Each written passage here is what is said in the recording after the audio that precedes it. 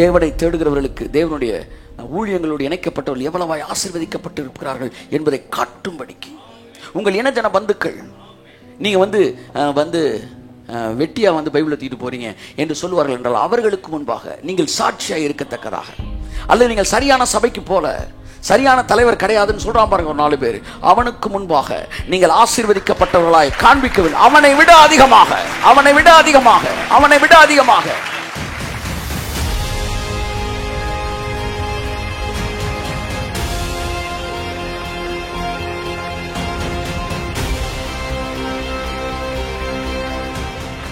You are the right destination. You are the right destination to abundant prosperity.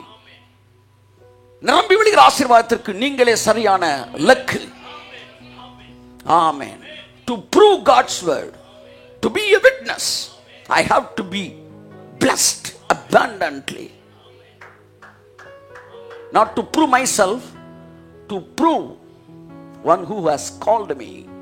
என்னை அழைத்தவர், one who called me, என்னை அழைத்தவர் உண்மையுள்ளவர் என்பதை இந்த உலகத்திற்கு காட்டும்படிக்கு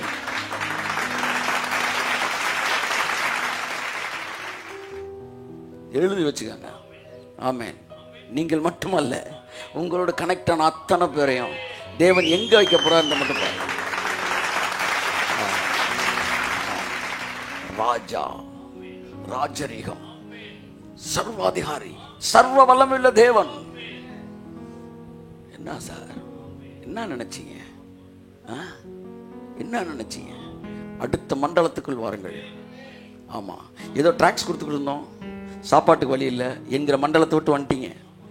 வந்துட்டோம், ஏதோ காரு பங்களா வச்சு காரு பைக்கு அப்படின்னு செட்டில் ஆகிட்டோம். இப்படி ஆயிரும் நினைக்கிறீங்களா? இல்லை, அடுத்த மண்டலத்துக்கு வாங்கன்றேன். அன்றைக்கு அவர்களோடு போராடி இங்கே வந்தீர்கள், இன்றைக்கு இதில் நிற்பீங்க நினைச்சுக்கிட்டு இருக்கவங்களுக்கு முன்னாடி இது இல்லடா முடிவு, இதை விட முடிவு ஒன்று இருக்கிறது என்று அடுத்த டைமென்ஷனை இந்த உலகத்துக்கு நீங்க காட்டிக்கிட்டே இருக்கணும். ஆமென், ஆமென். நான் ஐஸ்வர்யவானாய்த்தான் இருக்க வேண்டும். ஏனென்றால் நேர்மையற்றவர்களுக்கு நான் ஒரு சாட்சியாக, நேர்மையான வாழ்க்கையை ஆசீர்வாதமான வாழ்க்கை என்பதற்கு சாட்சியாக, கடவுளை தேடாதவர்களுக்கு செய்யும் தொழிலே தெய்வம் என்று சொல்லி கடவுளுக்கும் கூட்டங்களுக்கும் கடவுளுடைய மனிதர்களை பார்ப்பதற்கும் வராமல் உண்பதற்கும் உடுப்பதற்கும் பின்பாக ஓடுகிறவர்களுக்கு நான் ஒரு சாட்சியாக இருக்க வேண்டும். தேவனை தேடுகிறவர்களுக்கு தேவனுடைய ஊழியங்களோடு இணைக்கப்பட்டவர்கள் எவ்வளவாய் ஆசீர்வதிக்கப்பட்டு இருக்கிறார்கள் என்பதை காட்டும்படிக்கு உங்கள் இனஜன பந்துக்கள் நீங்க வந்து வெட்டியா பைபிளை தூக்கிட்டு போறீங்க என்று சொல்லுவார்கள் என்றால் அவர்களுக்கு முன்பாக நீங்கள் சாட்சியாக இருக்கத்தக்கதாக, அல்லது நீங்கள் சரியான சபைக்கு போல சரியான தலைவர் கிடையாதுன்னு சொல்றான் பாருங்க ஒரு 4 பேர், அவனுக்கு முன்பாக நீங்கள் ஆசீர்வதிக்கப்பட்டவர்களாய் காண்பிக்கவில்லை. அவனை விட அதிகமாக, அவனை விட அதிகமாக, அவனை விட அதிகமாக. உனக்கு எத்தனை பேர் பேசியிருப்பாங்க போனை போட்டு, நீ அங்க போற சரியில்லைன்னு. அந்த பேச்சை கேட்டிய என்ன ஆச்சு? என்ன ஆச்சு? எங்க கொண்டு வந்து நிப்பாட்டி இருக்க உன்ன? எவனெல்லாம் முட்டாள் நீ நினைச்சு அவன் வாழ்க்கைய பாரு.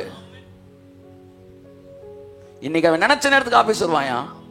ஏன்னா என் ஸ்டாஃப்ஸுக்கு என்னுடைய அலுவலகம் அது ஆபீஸ் கிடையாது, அப்பா வீடு அவனுக்கு.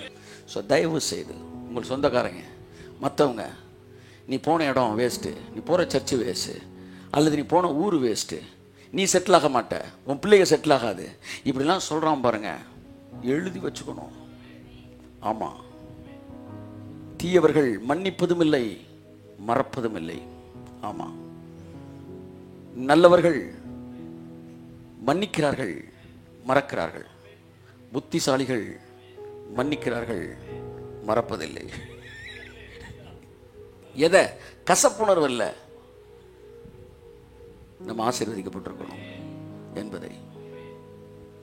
இன்னைக்கு நான் ஆசீர்வதிக்கப்பட்டேன்னா நாளைக்கு எங்கள் அண்ணன் பையனும் ஒருத்தன் ஊழியம்னு சொன்னால், எங்கள் அண்ணன் தன் பொண்ணை ஒரு ஊழியக்காரனுக்கு தான் கொடுத்துருக்காரு.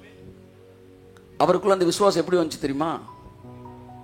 தம்பி எப்படி தான் போனான், செட்டில் ஆகிட்டான், என் பிள்ளைய நம்பி கொடுக்கலாம், ஏன்னா இவன் என்னை ஊழிய தொடங்கியிருக்கான், எப்படினாலும் இவங்களை அழைச்ச தேவன் உங்களை செட்டில் ஆக்கிடுவார்னு அந்த இடத்துக்கு கொண்டு வந்துட்டேன் அவரை.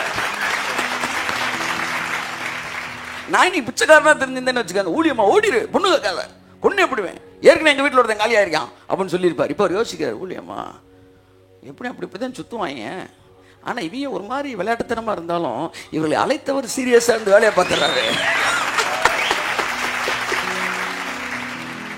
அதுதான்.